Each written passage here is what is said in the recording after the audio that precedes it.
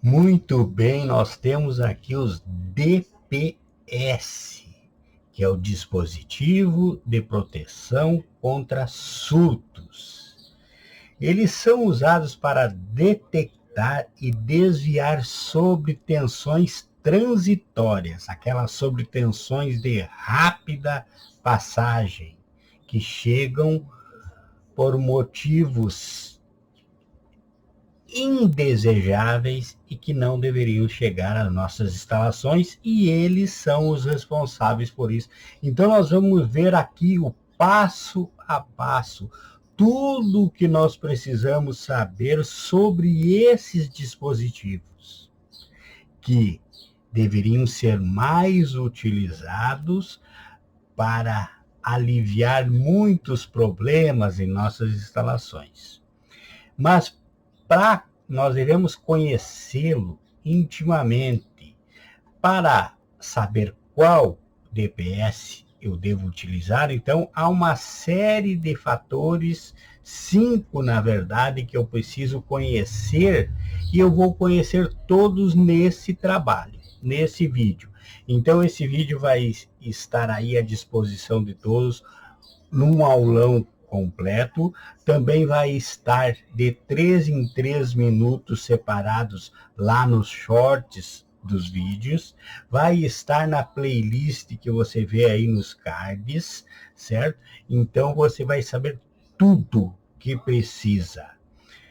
Você que é profissional para se qualificar, lembrar de alguma coisa que tenha passado por você sem você perceber, você que está começando agora na área da elétrica, saber a necessidade e a importância de um dispositivo desses em suas instalações, certo?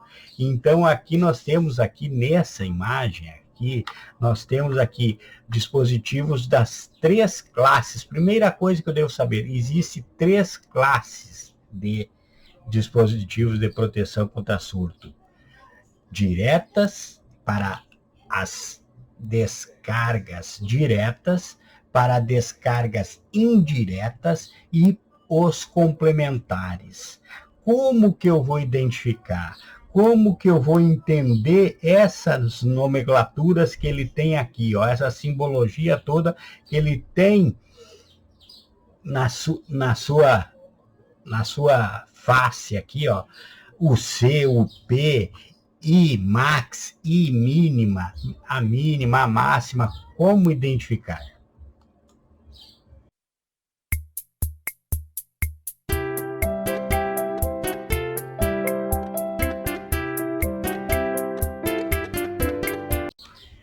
Então, para mim, utilizar um componente bem utilizado na instalação, porque muitos são que instalam, tá lá o dispositivo, porém ele não tá lá fazendo nada, porque instalou errado, ou instalou a classe errada, ou instalou a tensão errada, ou instalou uma corrente errada. Então eu preciso saber classe, tensão, corrente, localização. Então, e esquema de ligação. Se eu não souber esses 5, classe, corrente, tensão, esquema de ligação e localização, o meu DPS pode estar lá só como algo para bonito no meu quadro de comando ou no meu quadro de distribuição. Pode estar lá simplesmente por estar, sem ajudar em nada, certo? Então aqui nós temos aqui, ó, como que eu vou identificar o que é esse UC que eu tenho aqui, ó? O que é esse I max? O que é esse IN? O que é esse UP? O que é esse T1, T2? T1, T2, já vamos entrando direto então na classe. Isso indica que esse que está passando o mouse aqui agora é um que eu posso usar tanto para descargas diretas quanto para descargas indiretas. Ele é de classe 1 e classe 2. Esse outro que está aqui em cima, que estou passando o mouse aqui agora, é um classe 3, ele é um complementar. Então, nós temos as três classes, 1, 2 e 3. Classe 1 é direta, é aquele que é colocado lá no padrão de entrada, que vai receber a descarga direta, é o que vai receber a intensidade maior lá, que eu quero, quando houver a descarga, seja detectado lá já no quadro, que não venha para o interior das minhas instalações. Então, lá no padrão de entrada, eu vou usar o classe 1, que poderia ser esse que eu tenho aqui agora, que é T1 e T2. Então, em prédios, imóveis, isolados, sítios, fazendas, colocado no padrão de entrada ou em ligação de SPDA. Então, já estou aprendendo agora a classe. Primeira classe que eu devo saber. Eu quero colocar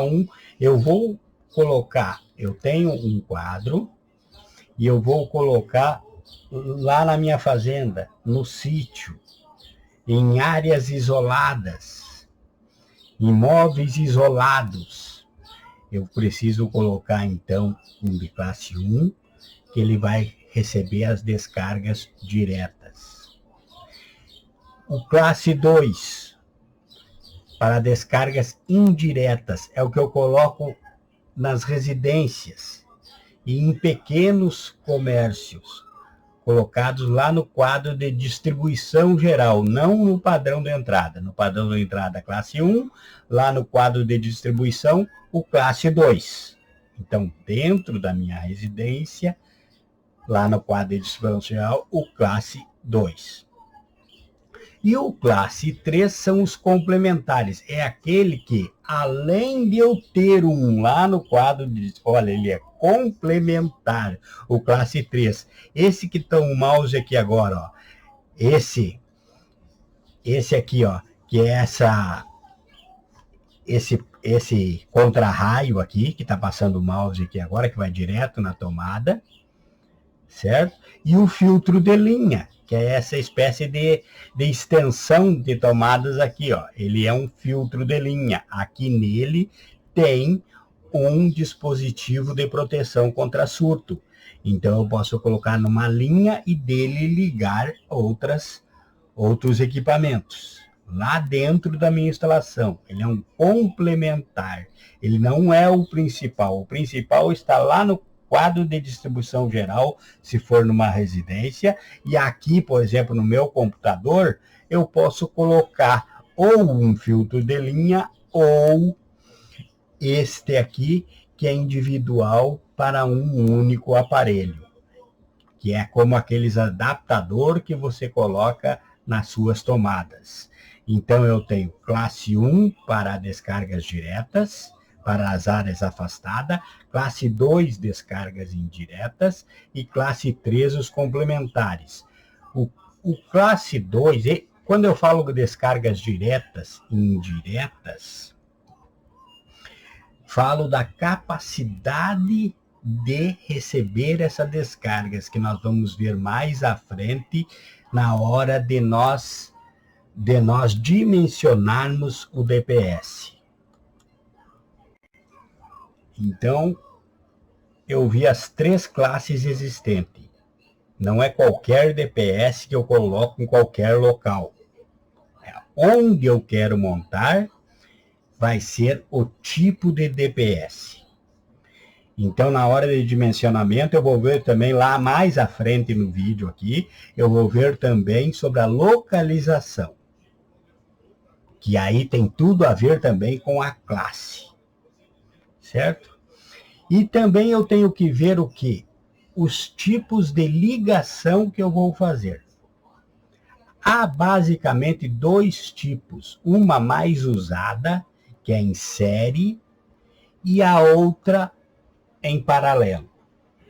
As duas podem ser feitas, mas as duas para um objetivo específico. Então, nós vamos ver também os tipos de ligação. Nós vamos ver as classes, estudar mais sobre as classes em frente. Nós vamos ver sobre a tensão ideal do meu DPS. Nós vamos ver a corrente máxima ideal. Nós vamos ver a localização. Tudo para uma única escolha. Qual DPS eu devo comprar? Qual DPS é o correto para a minha instalação? Que tipo de ligação eu vou fazer? Como ele vai ser instalado? Como ele fica na ordem no quadro de distribuição? Então, tudo será feito agora. Nós vamos ver, então, a ligação em série e a ligação em paralelo. E você segue, você deixa o seu like e você compartilha para que outros aprendam. E de hora em hora tem vídeo novo aí no canal.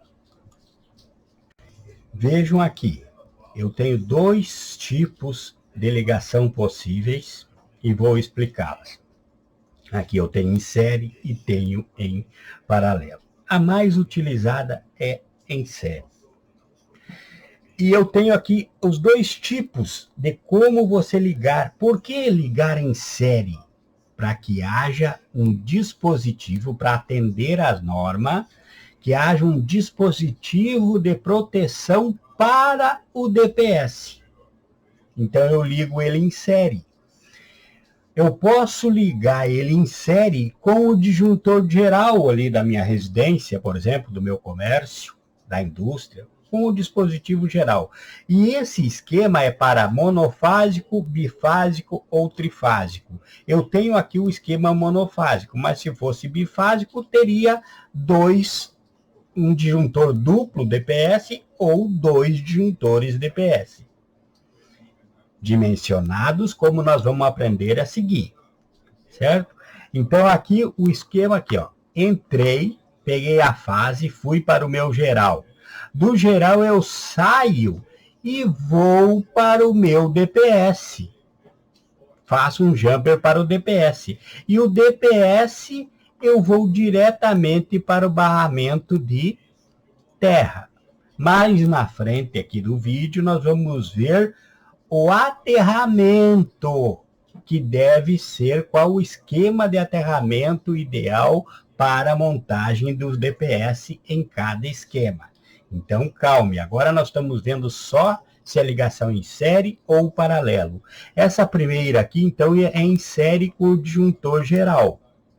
Em seguida, eu tenho um dispositivo de proteção, um disjuntor de proteção para o DPS. Veja, agora eu já entrei com a fase no meu disjuntor geral. Do geral, eu saí em série e fui para o dispositivo de proteção, que esse aqui não vai trabalhar com os circuitos. Note que abaixo aqui, essa linha amarela que está aqui, é que está indo para os disjuntores dos circuitos. Mas esse aqui veio só para o DPS, ele vai trabalhar só com o DPS. Veja, e o DPS foi para o aterramento. E aqui ao lado nós temos em paralelo. Vamos ver agora. Então, esses 2 primeiros da esquerda são em série. Um em série direto com o disjuntor geral. E o disjuntor geral, veja, foi feito um jumper aqui e veio para o DPS.